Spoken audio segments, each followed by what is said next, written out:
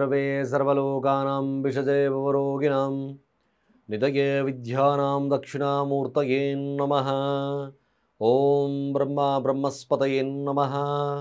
ಸಮಸ್ತ ತುಳಸಿ ವೀಕ್ಷಕರಿಗೆ ಶಿವಸ್ವಾಮಿ ಗುರುಜಿ ಅನಂತ ನಮಸ್ಕಾರಗಳು. ಸ್ನೇಹಿತರೆ, ಗುರು ಇದೇ ತಿಂಗಳು ಅಂದರೆ ಮೇ ತಿಂಗಳು 15ನೇ ತಾರೀಕು ವೃಷಭರಾಶಿಯಿಂದ ಮಿಥುನ ರಾಶಿಗೆ ಪ್ರವೇಶವನ್ನು ಮಾಡ್ತಾ ಇದ್ದಾನೆ. ಅದರಲ್ಲಿ ಧನುರಾಶಿ ಧನುಲಗ್ನ, ಮಕರ ರಾಶಿ ಮಕರ ಲಗ್ನಕ್ಕೆ ಗುರುವಿನ ಅನುಗ್ರಹ ಸಿಗುತ್ತಾ?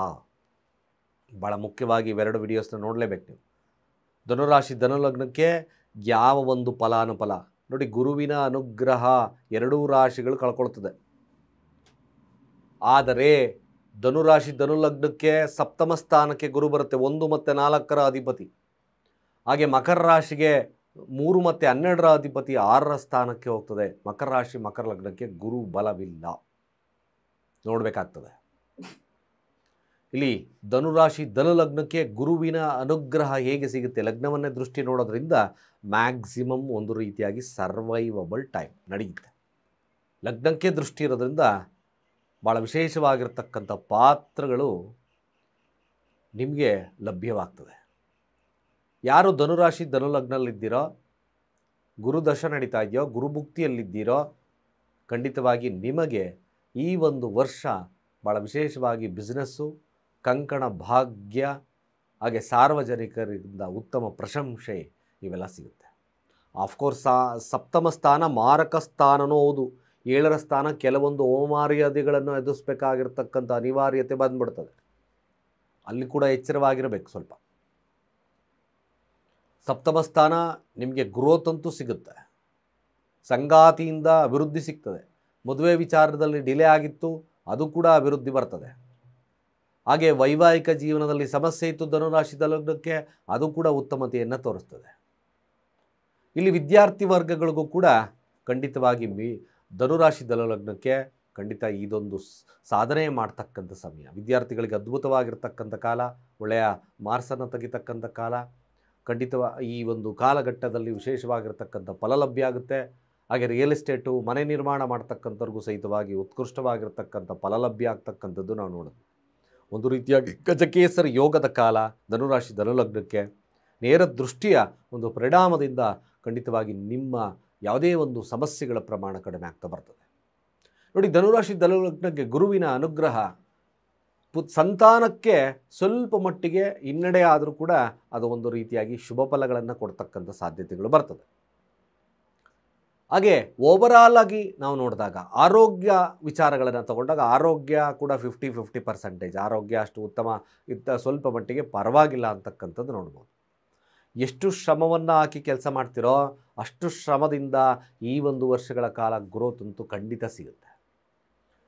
ಜೊತೆಗೆ ನೀವು ಈ ನಿಮ್ಮ ನಿರ್ಧಾರಗಳಿಂದ ನೀವು ಈ ಒಂದು ಕ್ಷೇತ್ರ, ಬಿಸ್ನೆಸ್ ಕ್ಷೇತ್ರದಲ್ಲಿ ಅದು ಇನ್ನಷ್ಟು ಉತ್ತಮತೆಯನ್ನು ಎಕ್ಸ್ಪೆಂಡ್ ಮಾಡ್ತಕ್ಕಂಥ ಸಾಧ್ಯತೆಗಳು ಈ ಧನುರಾಶಿ ಧನುಲಗ್ನಕ್ಕೆ ಬರ್ತದೆ. ಈ ಒಂದು ಕಾಲಘಟ್ಟ ಖಂಡಿತವಾಗಿ ಭಾಳ ವಿಶೇಷವಾಗಿ ಏನೇ ಸಮಸ್ಯೆಗಳು ಬಂದರೂ ಎದುರಿಸ್ತಕ್ಕಂಥ ಕಾಲ, ಗುರುವಿನ ಅನುಗ್ರಹವನ್ನು ಪಡಿತಕ್ಕಂಥ ಕಾಲ. ಧನುರಾಶಿ ಧನುಲಗ್ನಕ್ಕೆ ಈ ಒಂದು ವರ್ಷಗಳ ಕಾಲ ಭಾಳ ವಿಶೇಷವಾಗಿರ್ತಕ್ಕಂಥದ್ದು ಬರ್ತದೆ. ನೋಡಿ, ಇಲ್ಲಿ ನಾನು ಹೇಳಿದಾಗೆ ಮಧ್ಯಾಂತರದಲ್ಲಿ ಅಕ್ಟೋಬರಿಂದ ಡಿಸೆಂಬರಲ್ಲಿ ಸ್ವಲ್ಪ ಗುರುವಿನ ಬದಲಾವಣೆ, ಆವಾಗ ಸ್ವಲ್ಪ ನಿಧಾನ ಮಂದಗತಿಯಲ್ಲಿ ಸ್ವಲ್ಪ ಕಷ್ಟ ಆಗ್ಬೋದು. ವೈವಾಹಿಕ ಜೀವನ ಅಥವಾ ತುಂಬ ಕೆಲಸ ಕಾರ್ಯಗಳಲ್ಲಿ ಸ್ವಲ್ಪ ನಿಧಾನ ಮಂದಗತಿ ಆಗ್ಬೋದು. ಅದು ಬಿಟ್ಟರೆ ಬೇರೆ ಯಾವ ಅಗತ್ಯತೆ ಇರತಕ್ಕಂಥದ್ದು ನಾವು ಕಾಣಿಸ್ತಾ ಇಲ್ಲ. ಆಗಿದ್ದಾಗೆ ರಾಯರ ದೇವಸ್ಥಾನ, ರಾಯರ ಸನ್ನಿಧಿಯನ್ನು ಭೇಟಿ ಮಾಡ್ತಕ್ಕಂಥ ಕೆಲಸವನ್ನು ಮಾಡಿ.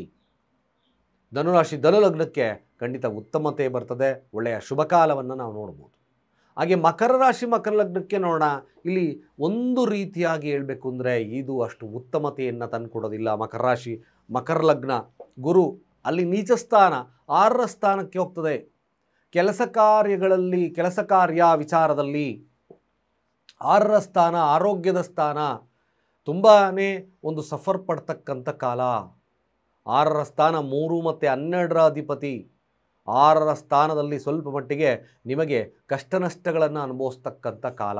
ಗುರುವಿನ ಅನುಗ್ರಹ ಕಡಿಮೆ ಆಗ್ತದೆ, ಆರೋಗ್ಯದಲ್ಲಿ ಸಮಸ್ಯೆ ಬರುತ್ತೆ, ವಿದ್ಯಾರ್ಥಿಗಳಿಗೆ ಹಿನ್ನಡೆ ಬರ್ತಕ್ಕಂಥದ್ದು ಇರುತ್ತೆ, ಅಡಿಕ್ಷನ್, ಹೊಟ್ಟೆ ನೋವು, ಗ್ಯಾಸ್ಟ್ರೈಟಿಸ್ ಜಾಸ್ತಿ ಆಗ್ತಕ್ಕಂಥ ಸನ್ನಿವೇಶಗಳು ಮಕರ ರಾಶಿ ಮಕರ ಲಗ್ನಕ್ಕೆ ಬರುತ್ತೆ. ಆದರೆ ಮಕರ ರಾಶಿ ಲಗ್ನ ಪಾಸಿಟಿವ್ ಸೈಡ್ ನೋಡೋದಾದರೆ ಮಕರ ರಾಶಿ ಮಕರ ಲಗ್ನಕ್ಕೆ ಕೆಲಸದಲ್ಲಿ ಸಮಸ್ಯೆ ಇತ್ತು, ಕೆಲಸ ಆಗ್ತಿರಲಿಲ್ಲ, ನಾನು ಏನೇ ಇಂಟರ್ವ್ಯೂ ಫೇಸ್ ಮಾಡಿದ್ರು ಗುರುಗಳೇ ಸಿಗ್ತಾ ಇಲ್ಲ ಅಂತಕ್ಕಂಥವ್ರಿಗೆ ಕಷ್ಟಪಟ್ಟಾದ ನಂತರ ಕೆಲಸ ಒಂದು ಪ್ರಾಪ್ತಿ ಆಗ್ತದೆ.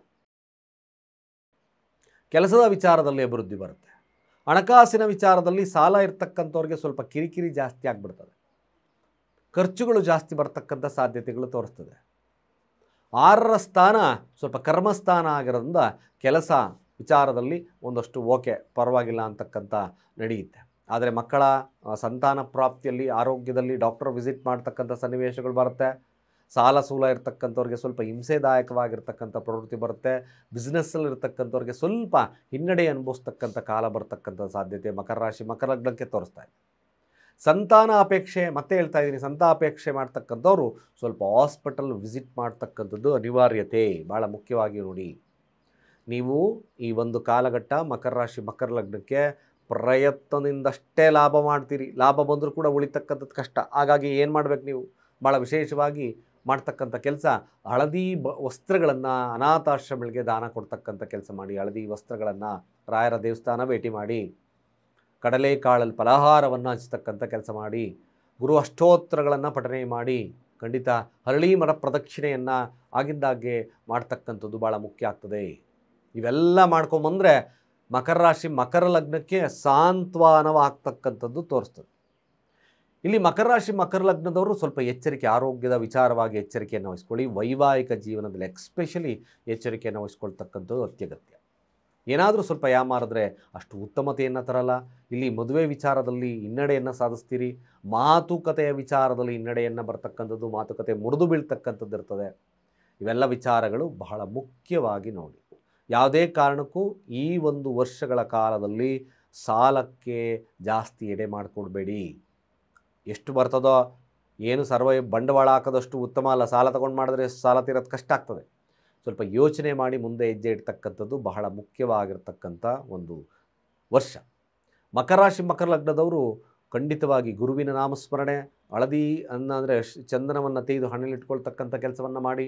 ಆಗಿದ್ದಾಗೆ ನಾನು ಹೇಳಿದಾಗೆ ಸ್ವಲ್ಪ ಮಟ್ಟಿಗೆ ಗುರು ಹಿರಿಯರಿಗೆ ಆ ದಾನವನ್ನು ಕೊಡ್ತಕ್ಕಂಥದ್ದು, ಹಳದಿ ವಸ್ತ್ರಗಳನ್ನು ಕೊಡ್ತಕ್ಕಂಥದ್ದು, ಅನಾಥಾಶ್ರಮಗಳಿಗೆ ಕೊಡ್ತಕ್ಕಂಥದ್ದು ಭಾಳ ಮುಖ್ಯ ಆಗ್ತದೆ.